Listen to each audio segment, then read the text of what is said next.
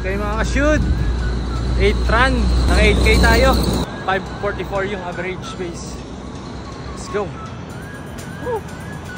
10K sana, kaso masakit yung paa ko eh. Eto, tingnan nyo kung bakit masakit. Ito yung dahilan.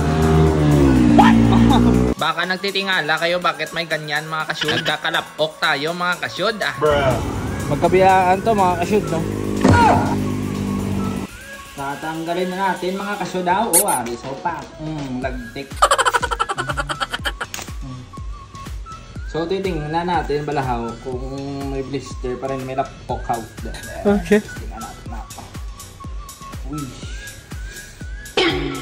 Araw ang lapok na digad. Amo na nga stop ko run.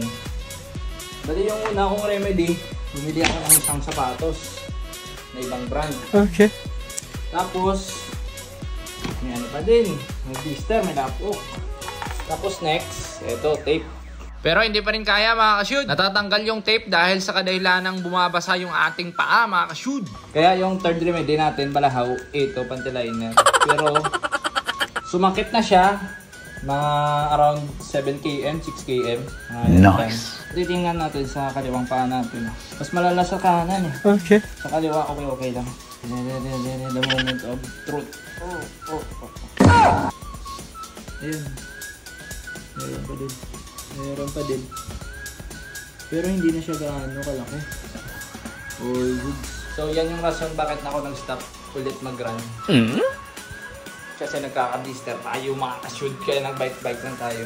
Okay. Kaya tingnan mo yung run ko sa Strava. May mga 3km, 3km. Yan yung rason. Hindi ko matuloy ng 10km, 5km kasi sumasakit. Kaya yung next natin na remedy siguro baka diaper. What? Ano yung mas malaki? Ano nga yung... Ano yung parang diaper?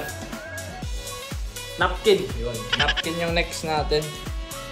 So sana yun, hindi na siya magkasakit pag napkin yung gamit natin. Yun lang mga shoot! See you next live. Ano na tayo? Napkin na tayo. Next live.